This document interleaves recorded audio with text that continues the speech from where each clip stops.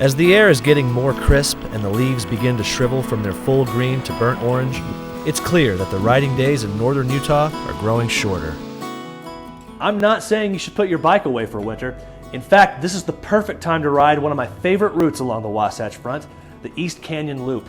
With the crisp, cool air and the brilliant autumn foliage, this makes for an ideal autumn ride. In fact, it's short enough that I bet you could do it on one tank of gas. But that boast doesn't mean you should be unprepared. I recommend bringing another layer for warmth just in case it gets a little too chilly. I started this loop through Emigration Canyon. If you're meeting up with friends for this ride, consider rallying up at This Is the Place Heritage Park or Hogle Zoo. They're both easy to spot and have ample parking. If you're starting your ride in the morning, consider breakfast or brunch at Ruth's Diner, located only a few miles up Emigration Canyon. If you're making this an afternoon ride, have a stop at Emigration Brewing right next door. A Utah staple since 1930, Ruth's reputation is undisputed. You will wait in line, but it's worth it. Views like this bring in bikers and Sunday brunchers alike. Taking off in the early afternoon, I wasn't really in the mood for a stop yet. I was more interested in what turns this loop has to offer.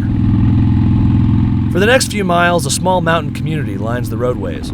Watch your speed and be respectful because pedestrians and bicyclists alike share these roads. As I ascended Emigration, the air became cooler, but the leaves maintained their orange and red warmth. At the top of this pass, I stopped at this pullout overlooking Little Dell Reservoir to get some pictures. This is Little Mountain Summit, a spot known along the Pioneer Trail as having been visited by the Donner Party in 1846, followed by Utah's Mormon pioneers the following year in 1847. I continued along this stretch of highway toward Little Dell. At this T in the road, I made a left toward East Canyon. That's State Road 65 for those looking at the map. This turn puts you northbound towards Big Mountain Pass and East Canyon State Park. Marking the beginning of Morgan County, Big Mountain Pass offers countless outdoor recreation choices for those times you aren't on a bike. But since this trip was all about the ride, I just wanted some more scenic fall pictures. The path after Big Mountain Pass marks the beginning of the East Canyon portion of the ride.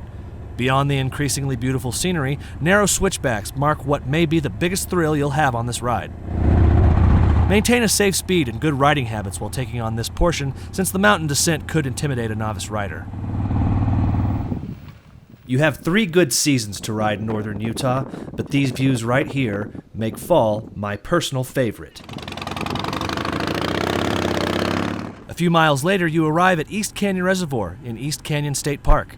It's a great scene and offers no shortage of summertime fun. No gas to be found here, but fear not, you're not far from the next town.